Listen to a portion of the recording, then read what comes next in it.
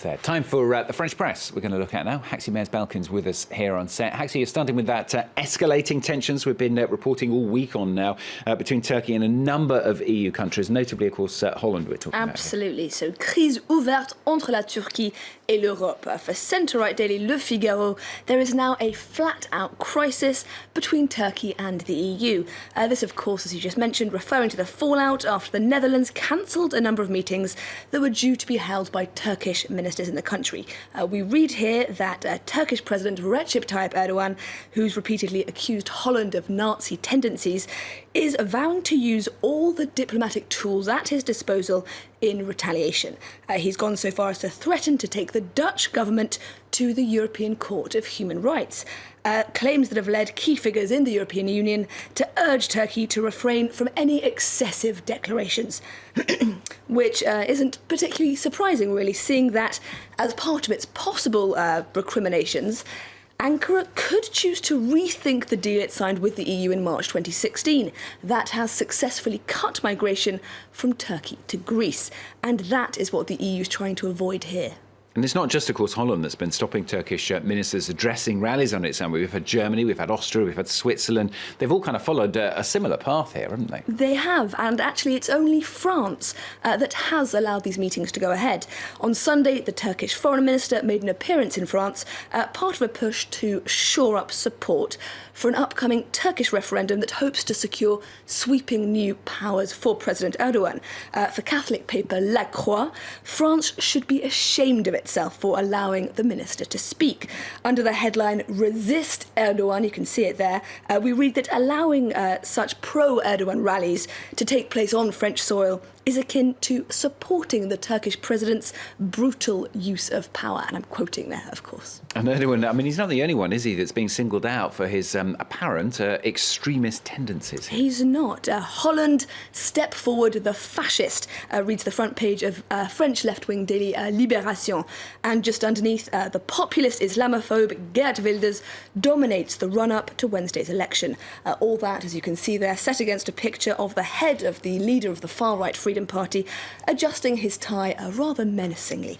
It's important to say that Wilders has now slipped behind the ruling VVD party in the polls, but that doesn't really matter, we read here. What does matter, as we read in the editorial that follows, is that Wilders' particular brand of anti-Islam, anti-EU nationalism is successfully playing on something of a Dutch identity crisis, a crisis that is by no means limited to Holland, with more and more people across Europe unconvinced that the EU is actually working in their best interests.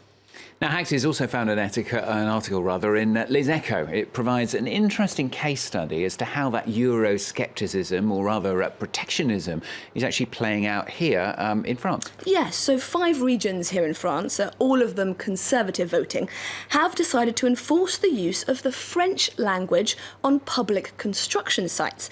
Those supporting the measure say it will stop unscrupulous employers hiring undocumented workers for less money. It's essentially about protecting French workers from foreigners.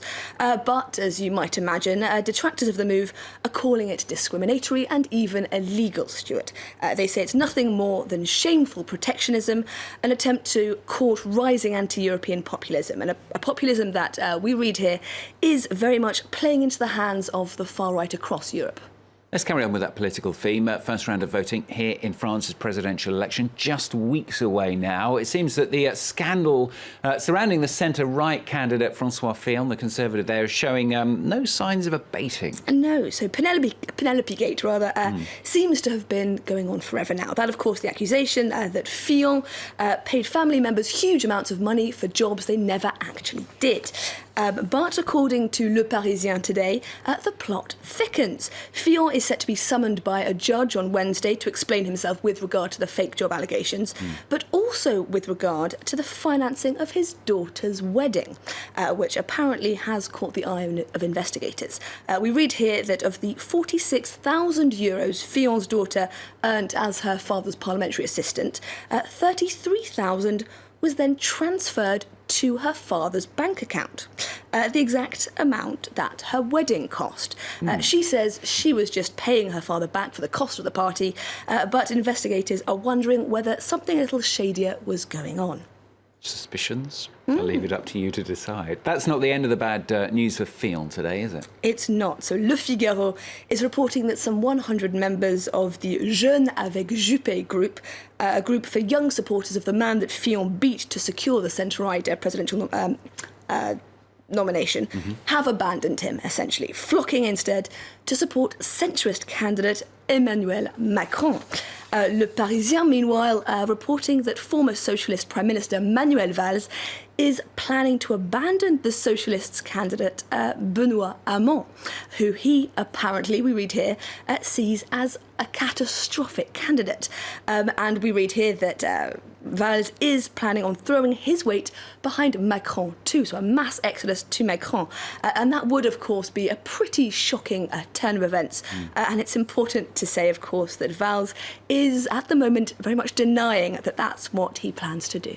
Okay, we shall see. It gets more and more fascinating, this election campaign, doesn't it just? Certainly does. Haxi, thank you very much. Haxi Mezbalkin with the French papers for us. She'll be back a little bit later on, of course, with the international ones.